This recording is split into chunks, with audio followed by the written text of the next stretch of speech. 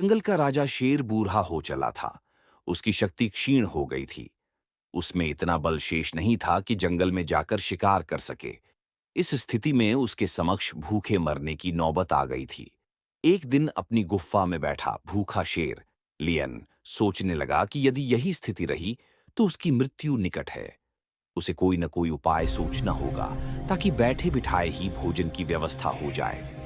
वह सोचने लगा और कुछ ही देर में उसे एक उपाय सूझ गया।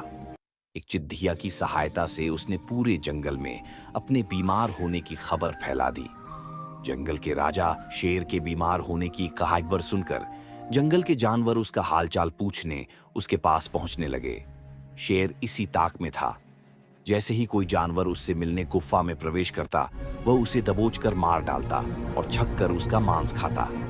हर दिन कोई न कोई जानवर उसे देखने आता रहता और शेर को गुफा में ही शिकार हाथ लग जाता। उसके दिन बड्ढे आराम से गुजरने लगे। अब उसे भोजन के लिए जंगल में भटकने की आवश्यकता नहीं रह गई थी। बिना मेहनत के उसे अपनी ही गुफा में भरपेट भोजन मिलने लगा था। कुछ ही दिनों में वह अच्छा मोटा हो गया। एक सुबह एक लुमदही फॉक्स उसे देखने आई। लुमदही चालाक थी। वह गुफा के अंदर नहीं गई, बल्कि गुफा के द्वार पर खड़ी ही हो गई। वहीं से उसने शेर से पूछा, वनराज, आपकी तबीयत कैसी है? क्या अब आप अच्छा महसूस कर रहे हैं? कौन हो मित्र? अंदर तो आओ। मैं बीमार बूढ़ा शेर बाहर तक तुमसे मिलने नहीं आ सकता। मेरी दृष्टि भी कमजोर है। मैं तुम्हें यहां से ठीक से देख भी नहीं सकता। आओ मेरे पास आओ, मुझसे आखिरी बार मिल लो। मैं कुछ ही दिनों का मेहमान हूं।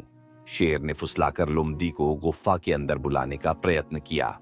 शेर के बोलते समय लोमड़ी बड़े ही ध्यान से गुफा के आसपास का नजारा ले रही थी।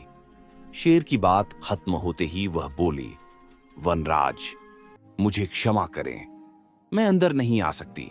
आपकी गुफा में अंदर जाते हुए जानवरों के पैरों के निशान तो हैं, किंतु बाहर आते हुए नहीं। इसका अर्थ मैं समझ गई हूं। सब कुछ जानते बूझते हुए भी यदि मैं अंदर आ गई तो उस जानवरों की तरह मारी जाऊंगी जिनके पैरों के ये निशान हैं। इसीलिए मैं जा रही हूं। लोमड़ी ने जंगल में जाकर बूढ़े शेर की करतूत सभी जानवरों को बता दी।